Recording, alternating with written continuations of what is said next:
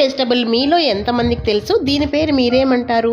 గోదావరి జిల్లాలో వచ్చేసి దీన్ని చిన్న నేతి బీరకాయలు అంటారంట. నేను కూడా ఈ పేరు ఇక్కడ ఫస్ట్ టైం వింటున్నాను. చూద్దామని ఒకసారి టేస్ట్ చూసి సెకండ్ టైం మీకు చూపిస్తున్నాను. టేస్ట్ అయితే బాగానే ఉంది. ఫస్ట్ వీటిని శుభ్రం చేసేసుకొని మధ్యలో కట్ చేసి మధ్యలో ఉన్న గుజ్జుపాటు తీసేసి చిన్న ముక్కలుగా కట్ చేసేసుకొని పోపు వేసేసుకొని ఉల్లిపాయలు వేసి ఫ్రై అయిన తర్వాత ఇందులోకి సన్నగా కట్ చేసుకున్నటువంటి ఈ నేతి బీరకాయలను కూడా వేసేసుకొని ఫ్రై చేసుకోవాలి. మూత పెట్టేసుకొని లో ఫ్లేమ్లో మగ్గించుకోవాలి. ఇవి మగ్గేలోగా దీనికి ఒక మంచి మసాలా ప్రిపేర్ చేసుకుందాము. 1/2 టీ స్పూన్ సోంపు, 5-6 మిరియాలు, 1 టీ స్పూన్ ధనియాలు వేసి కచ్చాపచ్చాగా దంచుకోవాలి.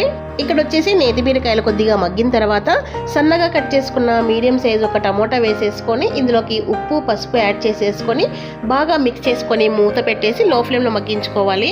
సోంపు మిరియాలు దంచుకున్నాం కదా, అందులోకి వెల్లుల్లి అల్లము అలాగే ఒక 3 పచ్చిమిర్చి కూడా వేసి కచ్చాపచ్చాగా దంచేసుకోవాలి. ఇలా కాకుండా మిక్సీలో కూడా కోర్స్గా గ్రైండ్ చేసేసుకోవచ్చు. దంచుకుంటే ఫ్లేవర్ చాలా బాగుంటుంది. ఇప్పుడు మూత తీసేసి ఈ దంచుకున్న మసాలా యాడ్ చేసేసి అంతా బాగా మిక్స్ చేసేసి అలా అంతా పచ్చివాసన పోయేంత వరకు మగ్గించుకోవాలి. ఇది ఫ్రైగా కావాలంటే ఇలాగే చేసుకోవచ్చు, లేదా గ్రేవీ కావాలంటే కొద్దిగా వాటర్ యాడ్ చేసేసుకొని ఇందులోకి కారం కూడా యాడ్ చేసేసుకొని అంతా బాగా మిక్స్ చేసి మూత పెట్టేసుకొని లో ఫ్లేమ్లో మగ్గిన తర్వాత చివరిగా కొత్తిమీర వేసేసుకొని రైస్ చపాతీ రోటీ దేంట్లోకైనా అద్దిరిపోతుంది. మరి మీరు కూడా ట్రై చేస్తారు కదా.